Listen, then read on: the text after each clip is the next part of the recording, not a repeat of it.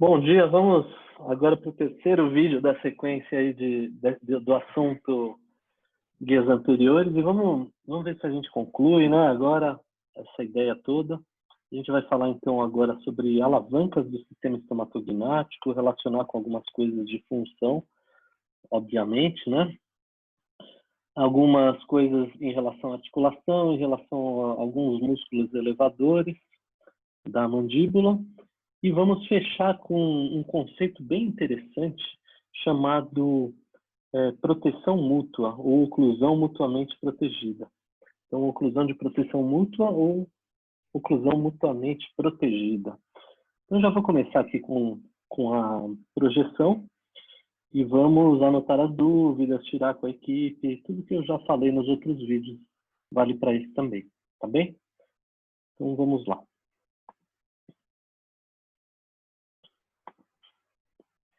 Tem um grupo de estudantes que eu já comentei sobre esse assunto numa fase de revisão de alguns conceitos para... Isso aqui, na verdade, é uma revisão de conceitos que vocês tiveram no ensino médio, né? E a gente simplesmente vai revisar algumas questões relativas à alavanca, conceitos, definições, etc. E vamos relacionar com o sistema estomatognático. Então, vejam, essa aí é uma imagem clássica de uma pessoa, assim, movendo o mundo, né? Que a pessoa que descobriu essa propriedade das alavancas, não lembro se era Arquimedes, acho que era Arquimedes, que viu todas essas propriedades e conceituou o que acontecia quando a gente utilizava a alavanca. Ele usou a seguinte frase: dê-me um ponto de apoio e eu moverei o mundo. Então, através de um ponto de apoio, ele consegue calcular uma força tal que com o sistema de alavancas é possível mover grandes coisas, né? Então, moverei o mundo, né? Exagerando. Então, aí nessa imagem mostra isso. O que é alavanca? É uma barra rígida, né? Que pode ser reta ou curva. E que ela seja móvel em torno de um dos seus pontos. Esse ponto é o ponto de apoio, o ponto de fulcro. E a gente já vai ver como isso é relevante no estudo da oclusão.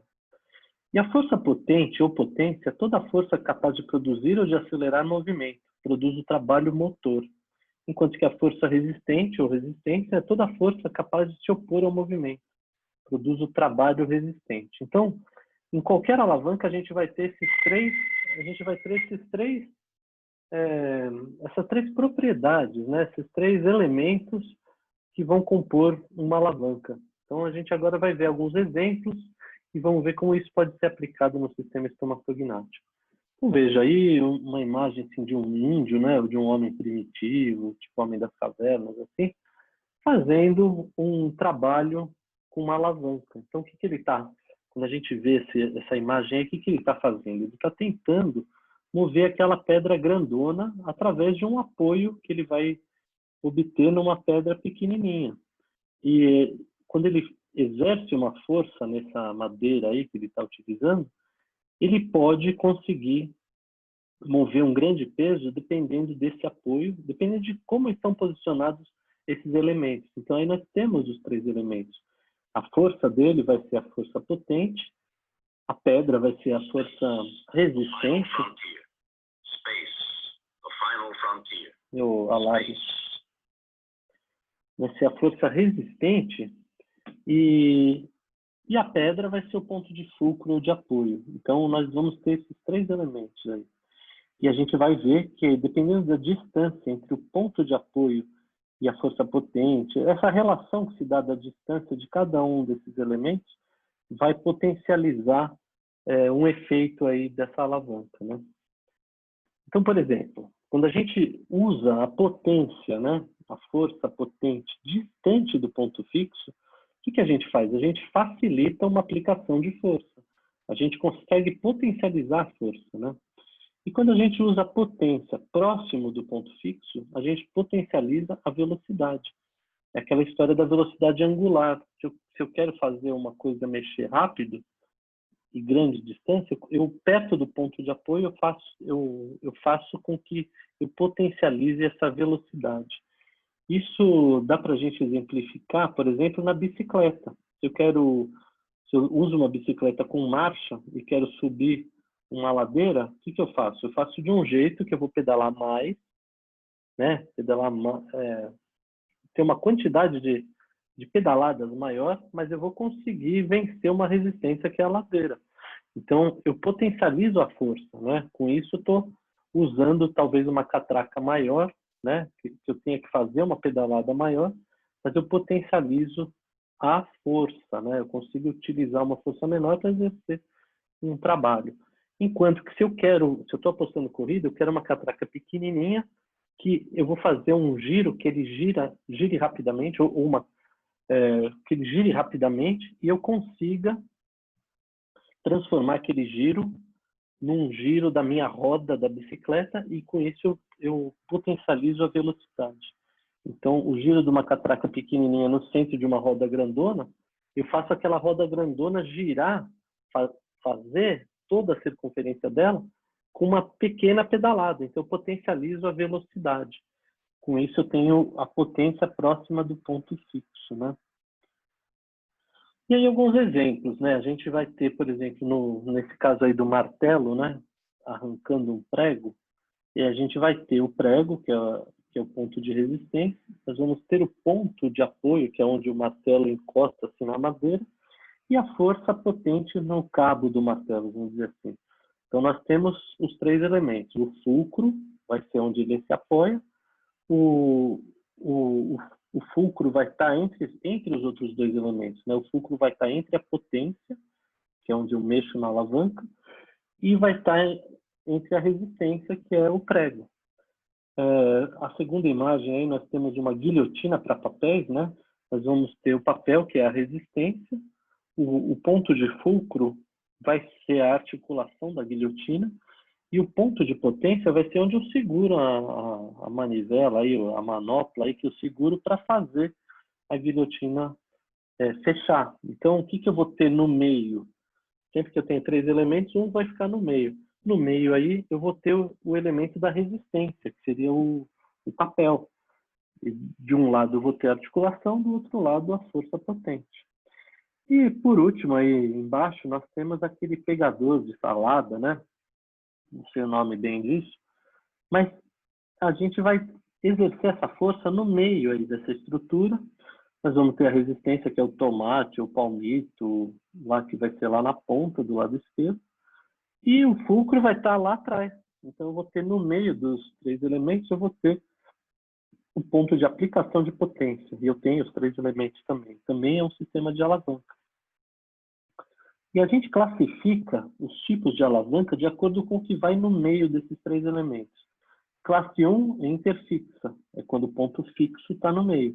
Classe 2, interresistente, quando a resistência está no meio, como seria o exemplo daquela guilhotina que a gente falou, de papel. E a classe 3, a interpotente, cuja potência vai estar no meio. E vamos ver mais alguns exemplos, né?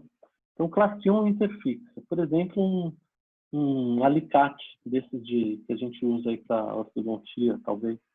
A gente tem o ponto de apoio, né, o fulcro que está no meio, que é a articulação do alicate, a potência onde eu seguro o cabo, e a resistência vai ser o fio que eu vou dobrar lá na frente, lá no outro ponto. Quem está aí no meio é o ponto de apoio, né, o ponto fixo, então ela se chama alavanca do tipo interresistente, ela se chama alavanca interfixa, de classe 1. Porque o ponto fixo é o que está no meio dos três elementos. Estava errado antes. A de classe 2, que é a interresistente, temos aí dois exemplos. Por exemplo, o quebra-nozes e temos o quebrador de nozes, né? E temos a areia, que vai em cima de um carrinho de mão, daqueles de pedreiro. Assim. Quebra-nozes é o nome de um balé, que tem o soldadinho de chumbo, né? Que toca no Natal, né? Apresenta no Natal. Mas aí é um quebra-nozes, é um aparelho quebra-nozes, que é um tipo de alavanca interresistente. Então vejam que tanto no quebra-nozes quanto no carrinho de areia, a gente vai ter a parte de resistência entre os dois outros elementos. Então, no caso do carrinho de areia, o ponto de apoio é o chão, nós temos a areia no meio, e na outra ponta nós temos a potência, que é a pessoa que vai carregar isso, né? Carregar essa areia. E no caso do quebra-nozes, é bem parecido com aquele caso da guilhotina para papel. A gente vai ter a resistência no meio, a articulação numa ponta, e a gente vai exercer a potência na outra extremidade, né? Então, nós temos uma alavanca classe 2 do tipo interresistente.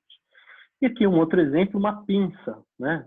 Poderia ser aquele palitinho japonês também, que a gente vai ter a articulação na parte mais distante, aplicação da potência no meio, e a resistência vai ser o que a gente está pegando, né? Se fosse o senhor Miyagi lá do Karate Kid, ele ia estar pegando mosquinha. Seria o ponto de resistência, ele pegando mosquinha no ar, né? Quem viu esse filme vai lembrar dessa cena, né? E no caso aí da gente pegar um algodãozinho, assim, a gente que mexe com pinça vai pegar um algodãozinho e tal, no porta-algodão, a gente exerce a nossa potência no centro, no meio aí dessa pinça, e nós temos o ponto de apoio lá no final, lá no onde ela une as duas partes. Se fosse um palitinho japonês, o ponto de apoio é um ponto meio que virtual, é a nossa mão, né? É a nossa mão que vai ser o ponto de apoio. E também a potência. Então, a gente exerce a potência aqui mais para frente e o apoio vai estar mais aqui atrás, né? E a resistência vai ser o sushi, a comida japonesa que a gente vai pegar. Então, esses exemplos aí são exemplos de alavanca do tipo classe 3 interpotente, porque tem o elemento potência no meio.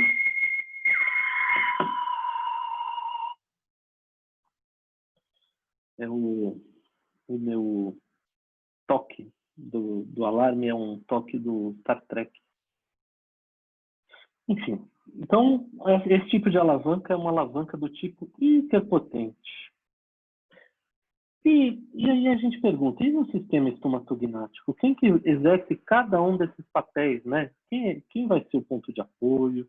Quem vai ser o ponto de o papel da potência, né? Quem vai exercer a potência e o que vai ser a resistência, né? Então, sempre que eu, em sala de aula, lanço essa questão, as pessoas já falam assim, a potência vai ser a musculatura.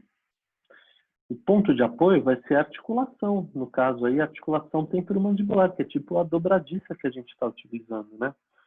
E a resistência? A resistência vai ser o alimento que a gente vai comer, tipo um ovo, assim, que a gente vai morder, um bolinho, um rabanete, né? Qualquer coisa assim que a gente vai colocar no meio dos dentes. E se a gente observar essa figura aí, o que fica no meio? Imagina que nos dentes, né, na região dos dentes vai estar a resistência, né, o alimento. O ponto de apoio fica na região de ATM, onde está marcado aí. E a potência vai ser a musculatura, aqui no caso o músculo masseter, né, e também o músculo temporal. Então, é um tipo de alavanca de classe 3, interpotente, porque a gente vai ter a potência no meio aí desses outros elementos. Então, temos os músculos da mastigação, temos a articulação temporomandibular e temos o alimento, né? Então, potência, ponto de apoio, e a resistência vai ser o alimento, que não apareceu aí, não sei porquê, mas a resistência é o alimento. Não apareceu escrito, mas o Rzinho está lá na região dos dentes, como vocês podem ver aí na imagem, né? Então, ó, de novo, olha o palitinho japonês que eu mencionei aí. Esqueci o nome desse palitinho aí. Depois eu lembro. Para comer sushi, né? Depois eu lembro. Me deu um branco agora. Quem lembrar, por favor, escreve aí para ajudar os universitários, né? Literalmente. O hashi, o hashi. Então aí nós temos um análogo ao hashi, nós temos o fulcro a área de potência, que é a musculatura, e nós temos a resistência. Então, é interessante essa imagem aí também, não só para mostrar esse sistema, esses elementos da alavanca, mas para mostrar o direcionamento da contração muscular e para onde que puxa o ponto móvel, né, desse osso aí, para a gente entender também alguns movimentos mandibulares. E aí a gente vê, por exemplo, o músculo temporal, a gente sabe que ele se insere no processo coronoide da mandíbula e que o fulcro é ATM. Então, ele puxa o processo coronoide para fazer aquele posicionamento final, né, da mandíbula.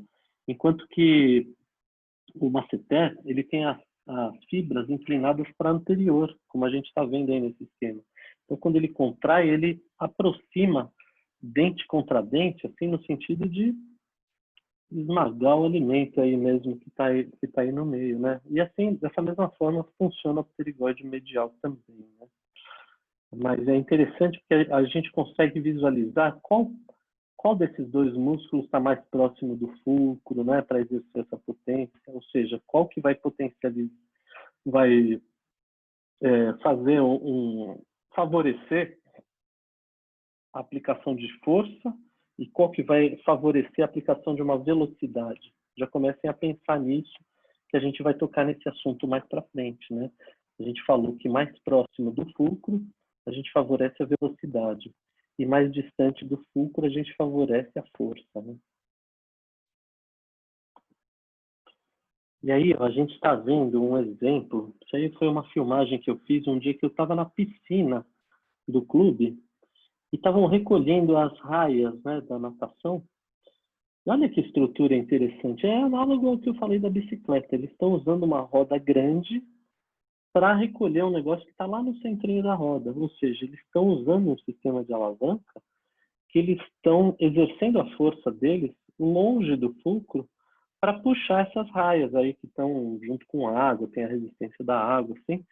Então, através desse movimento aí que eles fazem, eles conseguem potencializar a força que eles estão fazendo, ou seja, eles exercem menos força para realizar esse trabalho, né? Tal qual um sistema de alavanca, tal qual ocorre também no sistema estomatognático. Então, como a gente falou, quando está distante do ponto fixo, a gente prioriza a resultante, né, que a gente quer, que é a força. E quando a gente põe a potência próximo do ponto fixo, a gente favorece a velocidade, né? Então, com isso aí, quando a gente vai comparar o músculo temporal com o músculo masseter, a gente tem uma série de uma série de diferenças que a gente poderia até colocar num quadro, né? Por exemplo, o músculo temporal é um músculo cujas fibras estão praticamente paralelas, são fibras delicadas, tem um ponto fixo amplo, né? Ele está em formato de leque, com as fibras paralelas, como eu falei, e um ponto móvel pequeno, relativamente falando, que seria o processo coronoide. Enquanto que o masseter, ele tem um ponto fixo e ponto móvel pequenos, né? Na verdade, o ponto móvel dele é até maior do que o ponto móvel do temporal. E as fibras, elas não são totalmente paralelas, são fibras entrecruzadas, a gente tem também diferentes posicionamentos de fibra. E com isso, e é um músculo mais robusto, então ele já é robusto e ainda se posiciona mais distante do fulcro, né? Então ele potencializa realmente a força, né? E enquanto que o temporal ele potencializa a velocidade, ele é um músculo de posicionamento final da mandíbula, ele dá aquele giro final da mandíbula, né? Então vale a pena até retornar naquele slide que tinha aquele esquema, ou a gente desenhar mesmo, para a gente ver os movimentos que eles fazem. E uma coisa interessante que me fez lembrar agora é, por exemplo, os caninos, né? Os dentes caninos, lembra que a gente falava que eles estavam distantes do fulcro? Estão distantes do fulcro justamente para exercer para que eu tenha pouco trabalho muscular para exercer a função dele, que ele se propõe a segurar toda a força dos movimentos de lateralidade, né? Quando estes que estão próximos à borda dos movimentos, né? Os movimentos bordejantes. Então, eles orientam a movimentação da mandíbula nessa região bordejante, né? Então, saber que os caninos estão longe do ponto de apoio, o fulcro, é interessante porque abusa menos da força muscular pelo sistema de alavanca. A história do magrinho levantando o gordinho na gangorra, né? Ele senta longe do ponto de apoio e ele consegue levantar o gordinho. Enquanto que o músculo, agora voltando para a parte de músculo, né? O músculo temporal, ele está próximo do fulcro. Então é aquela hora que a gente mexe pouco de um lado e mexe muito do outro, né? A gente aumenta a velocidade angular. Então a gente prioriza a resultante da velocidade, no caso quando está próximo do fulcro. E é por essa razão também, uma outra explicação, lembra que a gente falou que os contatos em lateralidade, eles têm que estar o mais anterior